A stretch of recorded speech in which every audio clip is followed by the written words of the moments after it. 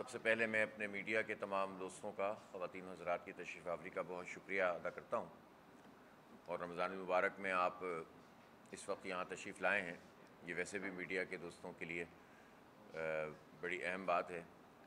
تو اللہ تعالیٰ آپ کو جزائے خیر عطا فرمائے، اور رمضان المبارک کی جو ساتیں ہیں، آخری عشرہ شروع ہو گیا ہے، اس سے بھرپور فائدہ اٹھانے کی پوری امت کو توفیق عطا فرمائے۔ اس سے پہلے کہ میں کراچی میں اسٹریٹ کرائم کے حوالے سے کوئی بات کروں، ہم نے جو 2 دن پہلے کراچی میں ایک بہت بڑا پروگرام غزہ کے مسلمانوں سے اظہار یکجہتی کے لیے کیا ہے، اس پر اہلیان کراچی کا شکریہ ادا کرتا ہوں۔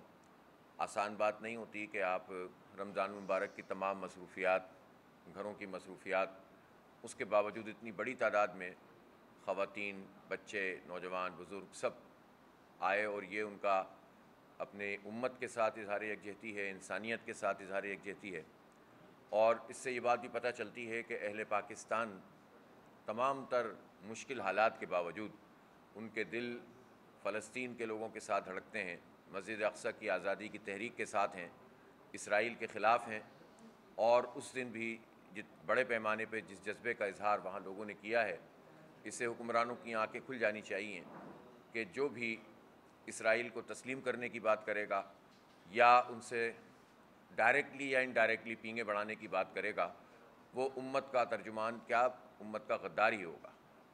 اس لیے حکمرانوں کو، مسلم حکمرانوں کو خاص طور پر ایسے طرز عمل سے باز آنا ہوگا، اور 33,000 کی تعداد میں جو مسلمان شہید کر دیے گئے ہیں، مسلسل بمباری ہو رہی ہے، اس پر ایک مؤثر قوت بننا ہوگا، آواز اٹھانی ہوگی، اور اس کے لیے ہم نے وہاں تجویز بھی کیا ہے کہ پاکستان اس میں انیشیٹو لے۔ پاکستان کا ایک اہم رول ہے۔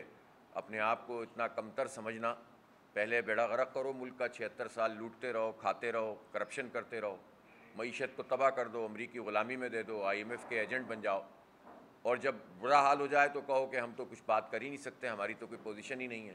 تو یہ طرز عمل اب ختم کرنا ہوگا۔ پاکستان کی بہت اہمیت ہے، بہت پوزیشن ہے، پاکستان واحد اسلامی دنیا کی ایٹمی طاقت ہے، اور پاکستان اگر اپنا رول آج بھی ادا کرے تو بہت پیش رفت اس مسئلے پر ہو سکتی ہے۔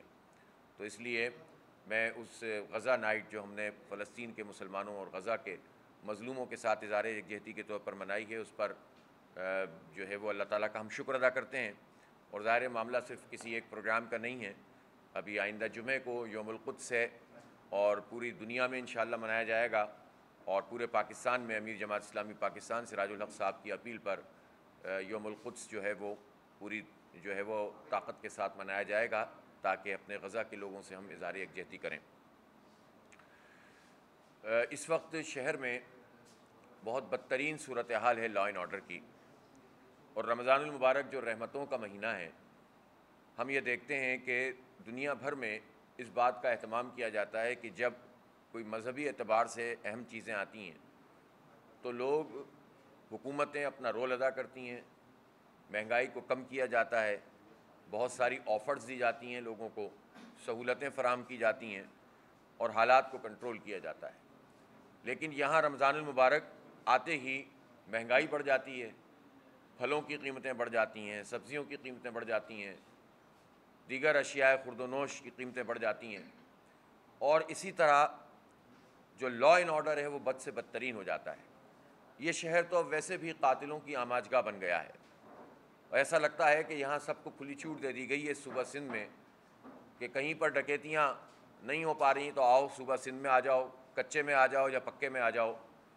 قاتلوں کے لیے، ڈاکوؤں کے لیے یہ سرزمین بالکل اوپن کر دی گئی ہے، اور میں اس موقع پر اس بات کا بھی اعادہ کرنا چاہتا ہوں کہ جب پچھلی مرتبہ کیئر ٹیکر گورنمنٹ بنی تھی تو بہت بڑے پیمانے پر یہ بات کی جا رہی تھی کہ سندھ میں ایک آپریشن کیا جائے گا جو سسٹم کے خلاف ہوگا، مجرموں کو پکڑا جائے گا، زمینوں پہ قبضہ کرنے والوں کو پکڑا جائے گا، ڈاکوؤں کے پشت پناہوں کو، کرپشن کرنے والوں کو پکڑا جائے گا، اور یہ اعلان بہت طاقتور ترین لوگوں کی طرف سے کیا گیا۔ لیکن وقت گزرنے کے ساتھ ساتھ ہم نے دیکھا کہ سندھ کا یہ سسٹم جو یہاں تباہی پھیلا رہا تھا، اب وہ سسٹم اسلام آباد میں جا کر براجمان ہو گیا ہے۔ وہ طاقتور لوگوں سے یہ سوال اپنی جگہ موجود ہے کہ انہوں نے کیا کیا ہے، بجائے اس کے کہ سسٹم پر ہاتھ ڈالیں، سسٹم کو اور طاقتور کر دیا۔ اور یہ شہر کراچی جو پورے پاکستان کی معیشت چلاتا ہے، 3.5 کروڑ انسانوں کا یہ شہر ہے، یہ صوبہ سندھ جو اپنی اہمیت رکھتا ہے، اس کو تو عملاً ڈاکوؤں کے حوالے کر دیا گیا ہے۔ اس وقت کراچی میں صرف رمضان المبارک میں 9 خاندان اجڑ گئے ہیں اور دندناتے پھر رہے ہیں ڈکیت۔ اگر کوئی پکڑا جائے تو پروسیکیوشن نہیں ہوتی۔ 4,500 ڈکیتیوں کے وارداتیں ہو چکی ہیں سنیچنگ کی، صرف اس رمضان المبارک میں۔ اس سال میں ابھی مارچ کا مہینہ ختم ہوا ہے اور اس سال میں 48 لوگ جان سے چلے گئے صرف سنیچنگ میں، موبائل چھینتے ہوئے یا موٹر سائیکل چھینتے ہوئے، گاڑی چھینتے ہوئے یا پیسے چھینتے ہوئے۔ تو آپ اس سے اندازہ لگائیں کہ جو کھلے عام دندناتے پھرتے ہیں یہ ڈاکو اور قتل کر دیتے ہیں، اس کا سبب یہ ہے کہ انہیں معلوم ہے کہ اول تو پکڑے نہیں جائیں گے اور پکڑے جائیں گے تو چھوڑ دیے جائیں گے۔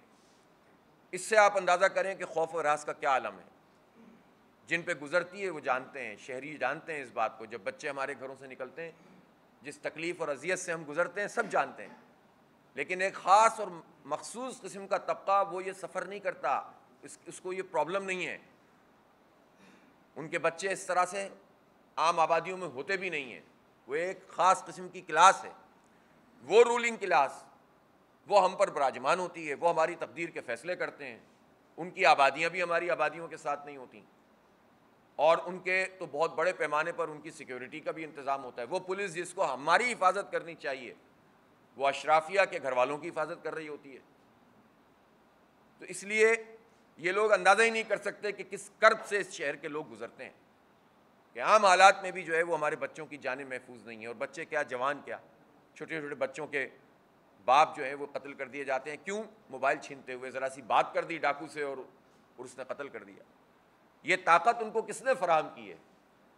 ظاہر ہے ڈاکوؤں کے سرپرستوں نے فراہم کی، جو سندھ حکومت میں موجود ہیں، جو مسلسل 16ویں سال میں داخل ہو گئے اپنی حکومت اور اقتدار کے، جس کے نتیجے میں ہمارا بیڑا غرق ہوا ہے۔ اور مجھے افسوس ہے کہ ہمارے وزیر داخلہ سندھ نے یہ بیان دیا کہ کراچی کے حالات کو بڑا چڑھا کر بیان کیا جاتا ہے، اور یہی وہ طرز عمل ہے کہ جس کے نتیجے میں یہ نہ صرف یہ کہ کوئی اصلاح نہیں ہو پاتی بلکہ مزید ڈکیتیاں بڑھتی ہیں، مزید حالات خراب ہوتے ہیں۔ کون بڑا چڑھا کر بیان کر رہا ہے؟ کیا انسان نہیں مر رہے اس شہر میں؟ کیا قتل نہیں کیے جا رہے؟ کیا 4,500 ڈکیتیاں نہیں ہوئی ہیں اس شہر میں؟ کیا زمینوں پہ قبضے نہیں ہو رہے؟ کیا لا کر لوگوں کو مختلف جگہوں پہ لا کر بٹھا کر قبضے نہیں کیے جا رہے؟ کیا ایس بی سی میں سسٹم کام نہیں کر رہا؟ کیا یہ غیر قانونی تعمیرات نہیں ہو رہی؟ کیا سندھ سیکریٹریٹ کرپشن کا اڈا نہیں بنا ہوا؟ کیا بچوں کو تعلیم مل رہی ہے؟ کے ایم ڈی سی کے بچے اس وقت پریشان ہیں، ہمارے ڈاکٹرز مستقبل کے، کہ ان کا ایک سیشن مزید ضائع ہونے جا رہا ہے۔ کون ذمہ دار ہے؟ کس کی حکومت ہے؟ میئر صاحب بھی اس پر جواب دیں کہ وہ کیا انہوں نے اقدام کیا ہے، اور سندھ حکومت پر آئے راست پیپلز پارٹی کے میئر ہیں نا، جس طرح سے بھی بن گئے، لیکن وہ کیا کر رہے ہیں؟ اس کے لیے فیس میں اضافہ کر دو اور یہ کہہ کر اضافہ کر دو کہ ہمارے پاس پیسے نہیں ہیں۔ وہ کیوں نہیں ہے کراچی کے بچے اور بچیوں کے لیے تمہارے پاس پیسے؟ یہ بجٹ جاتا کہاں ہے؟ 98% ٹیکس دیتا ہے کراچی صوبہ سندھ کا، ان کے لیے آپ کے پاس پیسے نہیں ہیں؟ اپنی حکومت سے مانگے نا، اپنے زرداری صاحب سے مانگے نا، بڑی بڑی باتیں کرتے ہیں، کراچی کے لیے ان کے پاس کچھ نہیں ہے۔ آپ ٹھیکے کے اوپر کے آئی ایچ ڈی کو بھی دے دیں، نعمت اللہ خان نے جو دل کا اسپتال بنایا، اب اس کے بھی حصے بکھرے کر دو، خود کچھ نہیں چلائیں گے، سب ٹھیکے پہ دے دو مختلف من پسند لوگوں کو، ٹکوں کے عوض جو ہے وہ ہماری، اگر پرائیویٹ سیکٹر کو ہی سب حوالے کرنا ہے تو پھر یہ گورنمنٹ سیکٹر میں آپ حکومت میں کیا کرنا ہے؟ اس لیے اس وقت جو شہر کی صورتحال ہے اس پر اتنا انتہائی غیر سنجیدہ بیان لنجار صاحب کا، یہ بہت افسوسناک ہے اور شرمناک ہے۔ نہ صرف یہ کہ انہیں رجوع کرنا چاہیے بلکہ اقدام کرنا چاہیے۔ حکومت نے تو آنے کے بعد جو اپنی بس جو کام کیا ہے وہی کام کرتی ہے پیپلز پارٹی کی سندھ حکومت۔ تبادلے کرو، اپنی پسند کے لوگوں کو لا کے لگا دو، تھانے جو ہے اپنی گرپ میں کر دو تاکہ اس سسٹم اور طاقتور طریقے سے کرپشن کا دھندا چلا سکے۔ ہم بار بار یہ بات کہتے ہیں کہ جب تک 80% اس شہر سے تعلق رکھنے والے پولیس کے اہلکار جب تک افسران میں نہیں ہوں گے اور مقامی پولیس کا تصور نہیں آگے بڑھے گا اس وقت تک چیزوں کو کنٹرول نہیں کیا جا سکتا۔ اس کو لسانی رنگ دیتے ہیں لوگ۔ بھائی کراچی کا رہنے والا کوئی بھی پرماننٹ ریزیڈنٹ ہو، کسی زبان کا بولنے والا، اس کو ترجیح دی جائے، بجائے اس کے کہ آپ یہاں کے لوگوں کو اہمیت ہی نہ دیں۔ کیسے کنٹرول کریں گے جرائم کو؟ اس لیے اسٹریٹ کرائم ایک سنگین مسئلہ ہے، اس کے اوپر اقدامات سامنے آنے چاہیے۔ اور دوسرا، اس صوبہ سندھ کا اہم ترین مسئلہ، اور دوسرا کون سا اور پہلا کون سا سمجھ میں نہیں آتا کہ مسائل کی جس دلدل میں انہوں نے ہمیں ڈال دیا ہے اس وقت، یہ کشمور، کنکوڈ، یہ پورا گھوٹکی کا علاقہ، یہ کچے کے پورے علاقے میں اس وقت ڈاکوؤں کا راج ہے۔ جس طرح کا اسلحہ اور جس طرح کی ان کے پاس مشینری موجود ہے، ویپنز موجود ہیں، حیرت ہوتی ہے کہ یہاں تک پہنچا کیسے۔ اور یہ سوال پھر سب کے لیے ہے، اگر بارڈر سے یہ اسلحہ آ رہا ہے تو بارڈر سیکیورٹی فورسز کیا کر رہی ہیں؟ اور یہ بات اتنی اہم ہے کہ وزارت داخلہ بھی اور حساس ادارے بھی، اور وہ تمام ادارے کے جو وہاں پر کھڑے ہوتے ہیں، ان سے یہ سوالیہ نشان ہے کہ کچے کے ڈاکوؤں کے پاس یہ اسلحہ کہاں سے آ رہا ہے۔